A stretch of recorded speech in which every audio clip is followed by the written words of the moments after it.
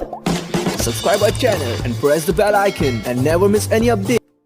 Hello friends and all candidates of Bihar CET BED 2020। Friends मैं हूं आपका सर मिस्टर डी कुमार। इस वीडियो में आप लोगों के एग्ज़ाम हेतु लॉजिकल एंड एनालिटिकल रीजनिंग से किस तरह से आपके एग्ज़ाम में क्वेश्चंस आएंगे वो मैं आपको इस वीडियो में दिखाऊंगा। साथ में 2019 के जो बिहार BED का एंट्रांस एग्जामिनेशन हुआ था तो उसमें जो भी प्रश्न पूछी गई थी रीजनिंग से तो उसका आंसर भी मैं आपको इस वीडियो में बताऊँगा। तो आप इस वीडियो को पूरा ज़रूर देखिए क्योंकि इस वीडियो में मैं आपको तरीका बता दूंगा कि किस तरह से रीजनिंग के प्रश्नों का उत्तर दिया जाता है ताकि आपका जो भी क्वेश्चन हो रीजनिंग से आप हर एक क्वेश्चन का आंसर दे पाएंगे। तो मैं आपको बताना चाहूँगा कि लॉजिकल एंड एनालिटिकल रीजनिंग से आपका जो एंट्रांस एग्जामिनेशन अभी होने जा रहा है उसमें आपका 25 क्वेश्चन पूछा जाएगा। तो सारा का सारा क्वेश्चंस ऑब्जेक्टिव टाइप ही होता है और टोटल आपके जो एग्जाम में क्वेश्चंस आएंगे 120 क्वेश्चन्स आएंगे और आपको 120 मिनट का समय दिया जाएगा। जिसमें मैं आपको बता दूं जो जनरल इंग्लिश कम्प्रीहेंशन होता है जिसमें से पैसेज से देखकर आपको जो है आंसर देना होता है और कुछ ग्रामेटिकल टर्म भी होते हैं तो उससे आपके 15 क्वेश्चंस आएंगे। उसके बाद आपको बता दूं जनरल हिंदी जो होता है सामान्य हिंदी जिसमें आपका हिंदी व्याकरण एवं कुछ कवियों के बारे में जानकारी से जुड़ी जो है 15 क्वेश्चन पूछी जाती है। ज़्यादातर आपका हिंदी व्याकरण से ही रहता है तो उसका भी 15 क्वेश्चन आपसे पूछा जाएगा। फिर ये जो आपका लॉजिकल एंड एनालिटिकल रीजनिंग है इससे 25 क्वेश्चन रहेगा और आपका जनरल अवेयरनेस जिसे आप सामान्य जानकारी कहते हैं GK GS तो उससे आपका जो है 40 क्वेश्चन पूछा जाएगा। ये बहुत ही इंपॉर्टेंट होता है तो इसमें आप करंट अफेयर्स सब देख लीजिएगा तो तभी आपका बन पाएगा। और लास्ट में जो आपका teaching learning environment in school होता है विद्यालयों में शिक्षण एवं ज्ञान का वातावरण तो उससे भी आपके जो है 25 क्वेश्चन होते हैं जिसमें आपको केवल कॉमन सेंस के आधार पे आंसर देना होता है। तो वो भी मैं आपको बहुत जल्द वीडियो प्रोवाइड करवा दूंगा। तो आप इस चैनल को सब्सक्राइब कर लीजिए ताकि जो आपके नेक्स्ट सेक्शन का वीडियो आए उसकी नोटिफिकेशन आपको अप टू डेट मिल जाए। तो देखिए मैं आपको बताना चाहूँगा कि सेक्शन 1 में आपका जो आएगा जनरल इंग्लिश कम्प्रीहेंशन आएगा उसका वीडियो प्रोवाइड करवा दिया हूँ। उसके बाद जो आपका जनरल हिंदी आता है जिसमें हिंदी व्याकरण से प्रश्न आते हैं उसका भी वीडियो आपको प्रोवाइड करवा दिया गया। फिलहाल ये तीसरा सेक्शन है रीजनिंग के लिए। तो चलिए देखते हैं इसमें किस तरह से क्वेश्चंस पूछे गए। इससे पहले मैं आपको साक्ष्य के रूप में ये दिखा दे रहा हूँ। ये 2019 का CET BED का जो है क्वेश्चन है ये आप देख सकते हैं। ये सेम इसी तरह से आप लोगों का क्वेश्चन आएगा CET BED जिसे आप कॉमन एंट्रांस टेस्ट कहते हैं फॉर BED एग्जामिनेशन। इस बार जो है आपका 2020 लिखा रहेगा जो आपका देख सकते हैं 120 मार्क्स का होगा और 2 घंटे का समय अर्थात 120 मिनट का समय मिलता है। प्रत्येक क्वेश्चन के लिए केवल 1 मिनट का समय दिया जाता है। तो चलिए नीचे देखते हैं क्या क्या क्वेश्चन है। जैसे देखिए पहला क्वेश्चन जो है यहाँ पे इंस्ट्रक्शन आपको दे दिया गया है कि 31 से लेकर 34 तक का क्वेश्चन जो है ये डायरेक्शन है कि क्वेश्चन नंबर 31 टू 34 कहता है कि study the following information carefully and answer the question that follow. तो पहले यहाँ पे जो भी इंस्ट्रक्शन यहाँ पे देखिए यहाँ पे आपका दिया गया है कुछ चीज़ें बताई गई है उसके आधार पे नीचे क्वेश्चन दिया गया है। तो सबसे पहले चलिए हिंदी में ही मैं बता देता हूँ। पहला क्या है कि एक परिवार में 6 सदस्यों MNOP Q और R है। मतलब एक परिवार में 6 सदस्य है जिसका नाम है MNOP Q R। अब यहाँ पे कहता है कि R की बहन O है। देखिए यहाँ पे सबसे पहले आपको रीजनिंग में डायग्राम बनाना बहुत ही आवश्यक है। अगर आप डायग्राम बना लेते हैं तो किसी भी प्रश्न का उत्तर दे सकते हैं। तो यहाँ पे सबसे पहले देखिए यहाँ पे डायग्राम मैंने बनाया है जब इस क्वेश्चन को सॉल्व किया गया था। तो यहाँ पे कहा जा रहा है कि ये देखिए फर्स्ट में ही आपका लाइन है कि R की बहन कौन है तो O है। देखिए यहाँ पे बना लिया गया है R का बहन O है R-O करके और इसके बीच में सिस्टर लिख दिया गया है। शॉर्ट में सिस लिखे हैं ताकि याद रहे। इसी प्रकार आपको भी बनाना है। फिर यहाँ पे दिया गया है कि R की माँ का बहनोई। तो आपको पता होगा माँ का बहनोई जो होता है अर्थात मौसा जी होते हैं। तो R से देखिए R से फिर यहाँ पे निकला N जिसका रिलेशन R का N के साथ क्या है तो R का N जो है वो जिसको कहा जाता है आपको ब्रदर इन लॉ कहा जाता है। तो यहाँ पे हो जाएगा मौसा हो जाएगा। उसी प्रकार देखिए यहाँ पे आगे देख सकते हैं M का पिता P है। M का पिता P है। तो देखिए M का पिता P है लेकिन P का पोता R है। आगे दिया गया है P का पोता R है। तो देखिए P और R के बीच संबंध क्या है P का पोता R ग्रैंड सन जिसको इंग्लिश में कहते हैं। तो GS लिख लिए हैं। और M का देखिए M का जो है ये P जो है ये क्या है देखिए M का पिता P है। तो ये M और P के बीच में देखिए बीच में F लिख दिए हैं। F का मतलब हुआ फादर। इसी तरह से आपको डायग्राम बनाना है। देखिए मैं आपको यहाँ पे सिंपल बता दे रहा हूँ। R का जो है ये आप देख सकते हैं O जो है ये सिस्टर है। इसी प्रकार देखिए P का पोता R है। तो यहाँ पे क्या हो जाएगा ये P का पोता R हो जाएगा। ये ग्रैंड सन इसको लिख सकते हैं। और कहता है कि यहाँ पे M जो है ये P का पिता है। तो M जो है ये P का पिता है। F लिख दिए हैं और रिलेशन बताने के लिए। और यहाँ पे देखिए R यहाँ पे दिया गया R की माँ का बहनोई N। तो ये क्या N कौन हो जाएगा R का मौसा हो जाएगा। तो इस तरह से आप बना सकते हैं। यहाँ पे डायग्राम दिया गया है। चलिए अब क्वेश्चन को सॉल्व करते हैं। अब देखिए सबसे पहली बात यहाँ पे जितनी भी चीज़ें आप पढ़े हैं तो यहाँ पे एक चीज़ देख लीजिए, कहा जा रहा है कि आर की बहन ओ है तो ओ क्या हो जाएगा फीमेल, यहाँ पे एफ लिख लिए हैं शॉर्ट में। उसके बाद आर की माँ का बहनोई एन, इसका मतलब एन क्या होगा, मेल होगा, बहनोई का मतलब मौसा जी, तो मौसा जी मेल होंगे, पुरुष होंगे। उसी के बाद एम का पिता पी है तो एम का पिता जो पी है तो पी भी मेल हो गया, देखिए यहाँ पे पी भी मेल हो गया। और कहता है पी का पोता आर है तो इस तरह से आर भी आपका क्या हो गया, मेल हो गया। बाकी अब यहाँ पे फीमेल में एक आपका फीमेल एफ मिल चुका है, क्योंकि आर यहाँ पे दिया गया है कि आर की बहन ओ है तो ओ आपका फीमेल हो गया। तो यहाँ पे 31 नंबर क्वेश्चन है, परिवार में 2 महिला सदस्य है। तो पहला तो आपको पता है परिवार में 2 महिला सदस्य में एक तो आपको ओ पता चल गया, ओ फीमेल है तो ये महिला होगा। और क्यू के बारे में जानकारी यहाँ नहीं दिया गया है, लेकिन अगर क्यू के बारे में कोई जानकारी नहीं, आपको ये भी नहीं पता है कि मेल है या फीमेल है, लेकिन यहाँ पे एक ऑप्शन आपका दिया गया है ओ और क्यू का, तो ओ तो आपको पता है फीमेल है। और देखिए बाकी आप एन क्यू देखिए, एन क्या है, एन मेल है तो ये तो होगा ही नहीं, दोनों महिला पूछा जा रहा है। यहाँ पे पी देखिए, पी भी आपका इसमें आप देख सकते हैं मेल है तो ये भी नहीं होगा। आर भी आपको पता है मेल है, ये भी नहीं होगा। तो केवल डी वाला ऑप्शन बच जाएगा, ओ क्यू जो है दोनों फीमेल होगा। ओ तो कन्फर्म है फीमेल ही है, और क्यू के बारे में नहीं बताएगा तो क्यू भी फीमेल ही होगा। इसी प्रकार देखिए 32 नंबर क्वेश्चन है, एम और क्यू की पुत्री कौन है। तो एम और क्यू की पुत्री, देखिए यहाँ पे एम है और एम और क्यू की पुत्री पूछा जा रहा है। तो क्यू यहाँ पे आपको फीमेल कंफर्म हो गया, तो एम और क्यू की पुत्री कौन होगा, यहाँ पे देखिए ओ होगा, ओ जो है सिस्टर है तो यहाँ पे पुत्री फीमेल तो आपको पता है कि एक ही है। यहाँ पे देख सकते हैं, यहाँ पे ओ आपका कंफर्म है कि फीमेल है, तो फीमेल क्या होगा कि एम और क्यू की ये पुत्री हो जाएगी। तो option number D correct answer होगा, क्योंकि ये सभी तो क्या है, ये सभी मेल है तो मेल तो पुत्र होगा, पुत्री तो होगा नहीं, तो ऑप्शन नंबर डी हो जाएगा। कॉमन सेंस आपको लगाना है, रीजनिंग का मतलब ही होता है आप जो है अपना तर्क लगाकर या फिर उस पर एनालिसिस करके आप आंसर दीजिए। फिर यहाँ पे देखिए 33 नंबर क्वेश्चन है, आर की माँ कौन है। तो आर की माँ जो है यहाँ पे आप देख सकते हैं आर की माँ कौन है। अभी आपने देखा ये आपका आर जो है मेल है और आर की माँ कौन होगी, क्यू होगी, क्योंकि क्यू एक फीमेल है, लेकिन ओ नहीं होगा। यहाँ पे ओ जो आया है आपका देख सकते हैं ओ एक फीमेल आई है, लेकिन ओ का संबंध क्या है, ओ आर की सिस्टर है तो माँ नहीं हो सकती है, माँ क्या होगी, क्यू होगी, क्योंकि ओ और क्यू ही जो है फीमेल है तो ये क्यू हो जाएगा ऑप्शन नंबर इसका कि आर की माँ कौन है, तो ऑप्शन नंबर सी हो जाएगा। अब 34 नंबर प्रश्न देखिए, परिवार में कितनी पीढ़ी के सदस्य हैं। तो परिवार में देखिए आप सबसे पहले क्लियर कर लीजिए, देखिए यहाँ पे ग्रैंड सन मतलब बाबा जी होंगे, पी इनका बाबा हो गया आर का। फिर यहाँ पे देखिए पी के पिता कौन है, यहाँ पे दिया भी गया है, यहाँ देख सकते हैं कि एम का पिता पी है। तो देखिए एम का पिता जो है पी है, तो पहले बाबा हो गया, फिर पिताजी हो गया और फिर पोता हो गया। तो कितने जनरेशन आ गए, 3 जनरेशन। तो यहाँ पे कितने पीढ़ी के सदस्य हैं, तो ऑप्शन नंबर बी हो जाएगा, 3 पीढ़ी के सदस्य। ऑप्शन नंबर बी जो है इसका करेक्ट आंसर होगा। फिर यहाँ पे आप देख सकते हैं ये 35 नंबर जो क्वेश्चन है, इसमें कहा जा रहा है लुप्त संख्या का पता लगाएं, फाइंड द मिसिंग नंबर। तो देखिए आपको इसमें अपना सिंपल कंसेप्ट लगाना है, जो भी संख्या बाहर में दिया गया उन सभी के स्क्वायर को आप जोड़ेंगे तो ये बीच वाला संख्या आ जाता है।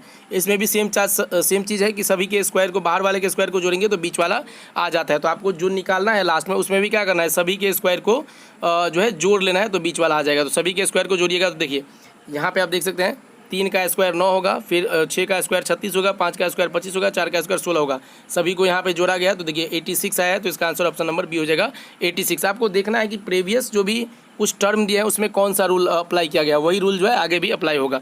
तो 35 का आंसर आपका जो है बी हो जाएगा। फिर आगे देखिए यहाँ पे जो 36 से 39 तक का क्वेश्चन है, इसमें भी क्या कहता है कि निम्नलिखित प्रश्नों में एक श्रृंखला दी जा रही है, लुप्त पद को भरने के लिए विकल्पों में से सही पद का चयन कीजिए। तो देखिए श्रृंखला आपका दिया गया है, सेम इसमें भी कंसेप्ट आपको लगाना है। ये मैथमेटिकल रीजनिंग हो गया। देखिए जैसे देखिए 1 है, 8 है, 27 है, तो देखिए ये 1 का क्यूब 1 होता है, फिर 2 का क्यूब 8 होता है, 3 का क्यूब 27 होता है। मतलब ये क्या है, प्राकृतिक संख्याओं का क्यूब दिया गया है। तो देखिए 1 का क्यूब, तब 2 का क्यूब, तब 3 का क्यूब, उसके बाद क्या आएगा 4 का क्यूब। तो 4 का क्यूब आप सभी को पता है 64 होगा। उसके बाद देखिए 5 का क्यूब 125 होता है, 6 का क्यूब जो होता है 216 होता है। तो इस तरह से आपको सिंपल कंसेप्ट लगाना है। ऑप्शन नंबर बी जो है इसका करेक्ट आंसर हो जाएगा 36 का।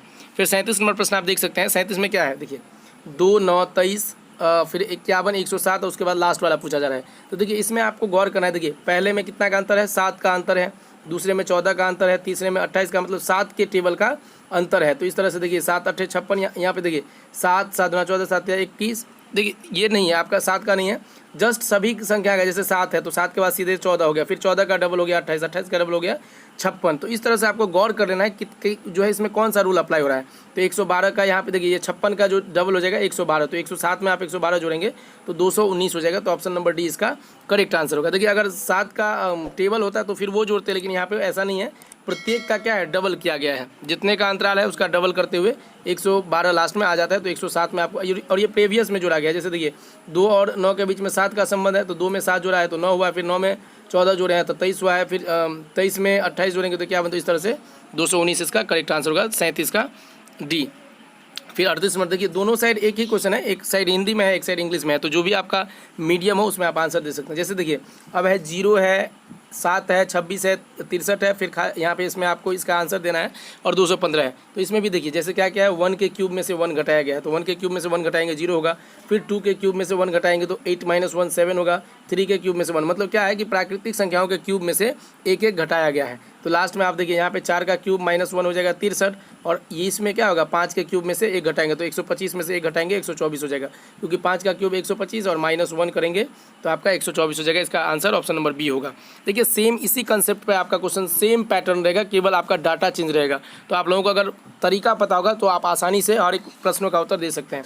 39 नंबर प्रश्न है कि 3, 16, 42, 81, 133 और लास्ट में क्या होगा, ये जो है गुप्त संख्या है, मिसिंग नंबर, ये आपको डालना है। तो देखिए किसका टेबल यहाँ पे देखिए 13 का टेबल रिपीट किया गया, 13, 26, 39, 52, 65, 13 पंचे 65, और उसमें क्या होगा 78 होगा। तो आप 133 में यहाँ देखिए यहाँ 65 जोड़ना है, तो 133 में 65 आप जोड़ेंगे तो कितना हो जाएगा, यहाँ आप जोड़ेंगे तो 5, 3, 8 हो गया, 6, 3, 9 हो गया, और 198 हो गया, 198 ऑप्शन नंबर सी में है।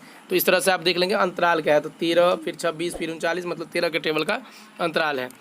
40 नंबर प्रश्न है देखिए, if war is coded as AAQQZZ then cat will be coded as, मतलब कहता है कि बुआ को अगर ये के इसके रूप में कूटबद्ध किया जाता है तो कैट को किस रूप में करेंगे। तो देखिए बुआ सिर्फ क्या किया क्या गया है, जैसे देखिए यहाँ बी है तो बी का आपको पता होगा कोडिंग डिकोडिंग पढ़े होंगे, तो बी आता है आपका अल्फ़ाबेट में 2 नंबर पे आता है, क्योंकि AZOT पढ़े होंगे, AEJOTY, आपको इसका नंबरिंग याद रखना है। ए का 1 होता है, ई का आपका 5 होता है, फिर ये 10 होता है, फिर ये 15 होता है, ये 20 होता है, और ये 25 होता है। तो किसी भी संख्या का नंबरिंग तुरंत प्राप्त करने के लिए आपको ये याद रखना होगा। जैसे देखिए एफ आएगा तो एफ ई के बाद आएगा, तो ई आपको याद रखना है 5 होता है, तो एफ का 6 हो जाएगा। तो इस तरह से आप याद रखेंगे। तो देखिए इसमें क्या क्या गया है, बी है 2 तो इससे कम वाला एक कम वाला 2 ठो ले लिया गया है, फिर ओ है 15 तो इससे 2 ज़्यादा वाला इसमें ले लिया गया है, और इसके बाद देखिए वाई है, वाई का 25 होता है तो इसमें क्या ले लिया गया है, वाई के जस्ट एक बाद 26, मतलब 25 होता है तो 26 वाला ले लिया है। तो इस तरह से आपको भी लिख देना है। जैसे देखिए बी में 2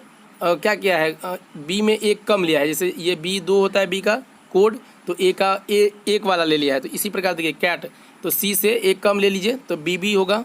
फिर यहाँ पे देखिए क्यू, यहाँ पे 15 है, यहाँ 17 हो गया, तो क्यू के बाद क्या होता है, यहाँ पे ए है तो ए के बाद BC होगा, 2 बढ़ जाएगा तो CC, और फिर यहाँ पे देखिए टी के बाद जस्ट एक ज़्यादा लिया, यहाँ वाई था तो यहाँ जेड हुआ, तो यहाँ टी है तो यहाँ पे यू हो जाएगा। तो इस तरह से BBCCUU इसका करेक्ट आंसर होगा। बस आपको कॉमन सेंस लगाना है कि कौन सा इसमें जो है लॉजिक अप्लाई किया गया है, वही आपको भी अप्लाई कर देना है।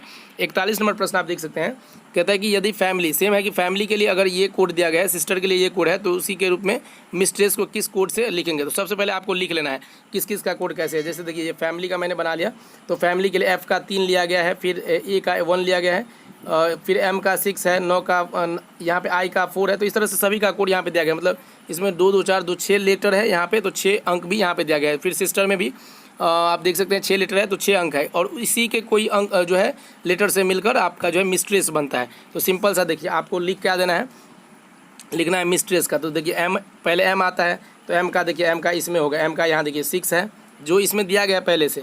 फिर यहाँ पे देखिए MI आता है, तो I के लिए देखिए I के लिए 4 है तो 6 4। उसके बाद देखिए S के लिए यहाँ देख सकते हैं S के लिए 7 है तो 7 हो गया। T के लिए आप यहाँ पे देख सकते हैं 8 है तो यहाँ पे 8 हो गया। फिर R के लिए यहाँ आप देख सकते हैं 0 है, क्योंकि R के लिए देखिए सिस्टर में R के लिए लास्ट में क्या लिया गया, 0 लिया गया।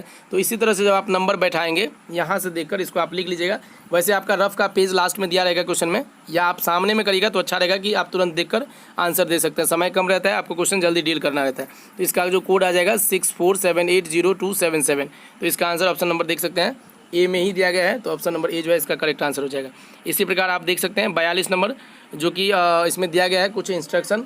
कहा गया है कि निम्नलिखित अनुच्छेद को पढ़े और दिए गए प्रश्नों का उत्तर दे। अनुच्छेद पढ़ना है जिसमें जैसे आपको पहले बताया गया था जो आपका पुत्र वाला रिलेशन वाला था, ब्लड रिलेशन वाला। और ये देखिए इसमें कहता है कि A और B क्रिकेट और टेनिस खेलता है। तो देखिए यहाँ पे भी डायग्राम बना लिया गया है। देखिए A B के बीच में क्या संबंध है कि A B दोनों मिलकर क्रिकेट और टेनिस खेलता है। कोई भी खेल खेलेंगे तो अकेला तो खेल नहीं सकते हैं, तो A और B जो है क्रिकेट टेनिस, खास करके क्रिकेट टेनिस खेलने के लिए हमें कम से कम 2 आदमी चाहिए। तो देखिए ए और बी क्रिकेट और टेनिस खेलता है, उसके बाद कहता है बी और ई हॉकी खेलते हैं। तो बी और ई के बीच में क्या संबंध है, बी हॉकी भी खेलता है और ई भी हॉकी खेलता है। तो देखिए ये हॉकी, एच हॉकी के लिए है, सी क्रिकेट के लिए है, टी टेनिस के लिए है। ये आपको शॉर्ट में लिखना है, बहुत कम समय रहता है। फिर यहाँ पे ए और सी वॉलीबॉल खेलते हैं। तो ए और सी के बीच में देखिए ये वॉलीबॉल मैंने लिख लिया, वॉलीबॉल। और यहाँ पे देख सकते हैं सी और डी हॉकी खेलता है। तो सी और डी, यहाँ देखिए सी और डी हॉकी और टेनिस खेलता है। तो हॉकी टेनिस एच टी कर लिए हैं। और लास्ट में क्या है, सी और ई फुटबॉल खेलते हैं। तो सी और ई क्या करता है, फुटबॉल खेलता है। फुट लिख लिया है शॉर्ट में जानने के लिए।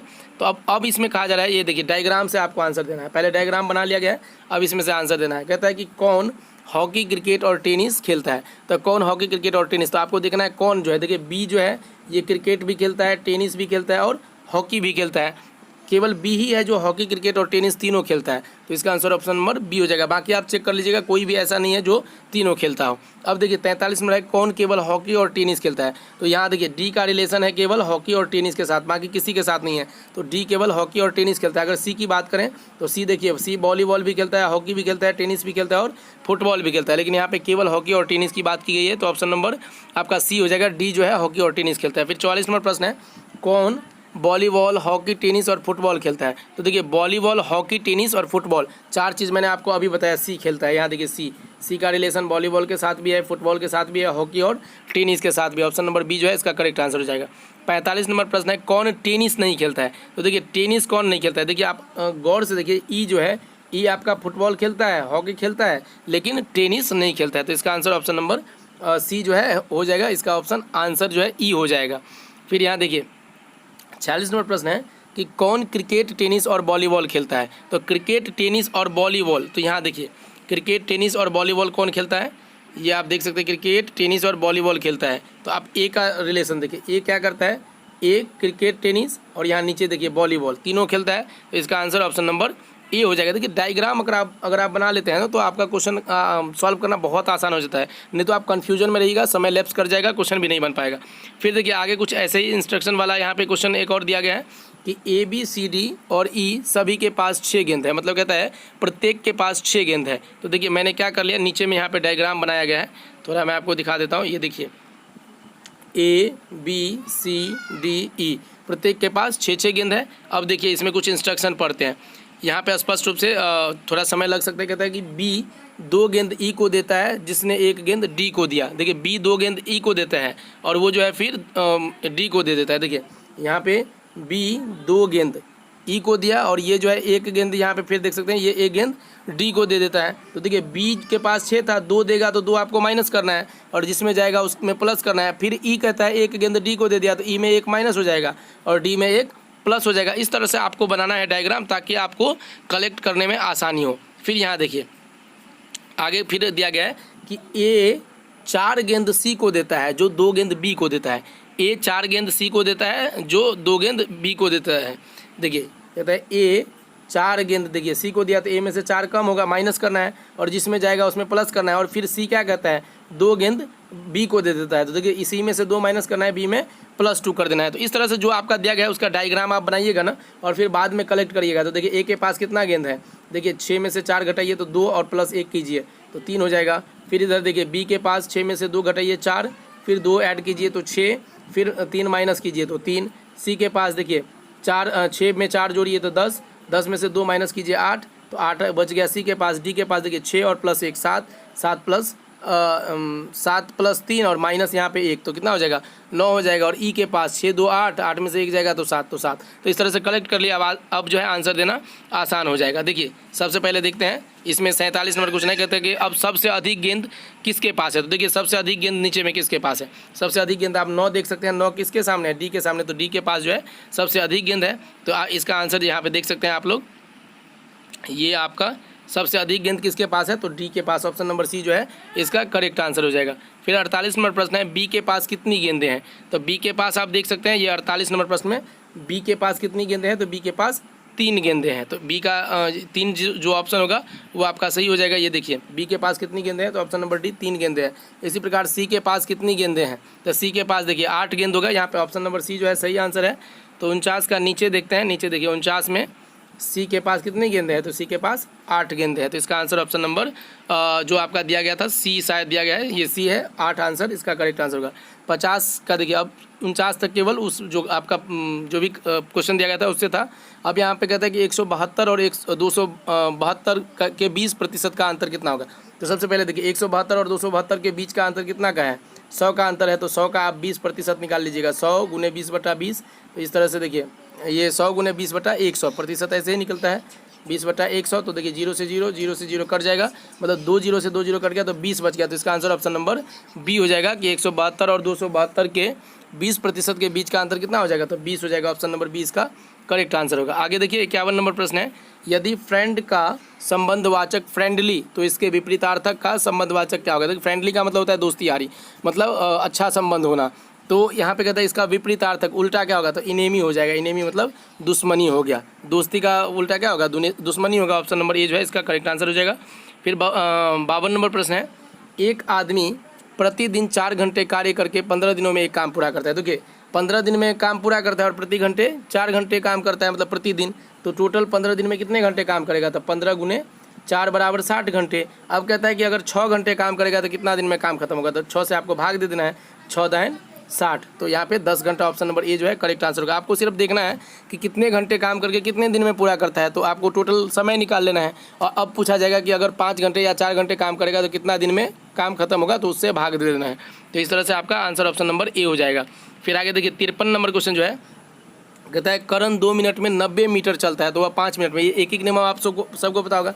जब 2 मिनट में, सपोज कीजिए 2 मिनट में, यहाँ देखिए यहाँ पे बनाया ही गया है 2 मिनट में 90 मिनट, तो यहाँ पे 2 मिनट में 90 मीटर, तो 1 मिनट में 90/2, तो 5 मिनट में 90/2 गुने 5। तो यहाँ देखिए 45 दूना 90 और 2 दूना मतलब 2 से कटेगा 45 दूना 90, तो टोटल क्या हो जाएगा, 45 को 5 से गुना करेंगे तो 225 मीटर। इसका आंसर ऑप्शन नंबर ए हो जाएगा, 225 मीटर। 54 नंबर प्रश्न है कि सबसे बड़ी संख्या का पता लगाएं जो 124 और 93 को बिल्कुल विभाजित कर सकते हैं। देखिए इसमें ऑप्शन वाइज डायरेक्ट आपको आंसर पुटिंग मेथड कर लीजिएगा, देख लीजिएगा आप भाग देकर, तो देखिएगा 31 से जब आप भाग देंगे तो 93 भी कटेगा और 124 भी कटेगा। मतलब कहने का मतलब ये है कि सबसे बड़ी संख्या इसमें हमको खोजना है जिससे 124 में भी भाग लग जाए और 93 में भी भाग लग जाए। वैसे जनरली आपका क्या होता है कि सबसे बड़ी संख्या खोजने के लिए मतलब जो सभी संख्या को विभाजित करे तो उसका HCF निकाला जाता है, लेकिन यहाँ पे आपका ऑप्शन में HCF नहीं आ रहा है। तो यहाँ पे 31 है, 31 से 93 में 31 तिया लगाइएगा तो 93 हो जाएगा, 31 चौका लगाइएगा तो 124 हो जाएगा।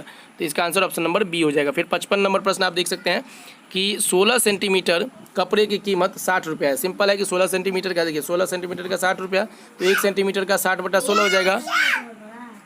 तो इसीलिए यहाँ पे देख सकते हैं 6 कहता है कि 6 सेंटीमीटर की कीमत कितना हो जाएगा। तो सबसे पहले एक नियम आपको पता होना चाहिए, 16 के लिए 60 रुपया लगता है 16 सेंटीमीटर के लिए, तो 1 सेंटीमीटर के लिए 60/16, तो 6 सेंटीमीटर के लिए 60/16 गुने 6 कर लीजिएगा। तो इस तरह से आपको इसको कैंसिल कीजिए, देखिए 8 दूना 16 होगा, 30 दूना 60 होगा, फिर 4 दूना 8, 15 दूना 30, और इधर देख सकते हैं 2 दूना 4 और यहाँ पे 3 दूना 6, तो 15 तिया 45/2 हो जाएगा। जब आप 45/2 करिएगा और 2 से भाग दीजिएगा तो ये आपका 22.5 रुपया आ जाएगा। तो इसका आंसर ऑप्शन नंबर ए हो जाएगा। तो यही जो है आपके रीजनिंग से क्वेश्चन पूछे गए हैं। तो मैंने प्रयास किया कि आप लोगों को जो भी टाइप है वो बता दूं। तो इस तरह से आप लोगों के क्वेश्चंस आएंगे। बाकी नेक्स्ट वीडियो आप प्राप्त करने के लिए चैनल को सब्सक्राइब करके जरूर रखिए। कोई भी अगर दिक्कत है, कोई भी क्वेश्चन है तो आप कमेंट बॉक्स में कमेंट कीजिए। बाकी आपके एग्जाम के बाद जो है उसका आंसर की होगा वो भी इसी चैनल पर मिल जाएगा। तो चैनल को सब्सक्राइब करके जरूर रखिए। मिलते हैं नए वीडियो में और नए सेक्शंस के क्वेश्चन के सॉल्यूशन के साथ। तब तक के लिए अलविदा। जय हिंद, जय Bharat. Thank you so much.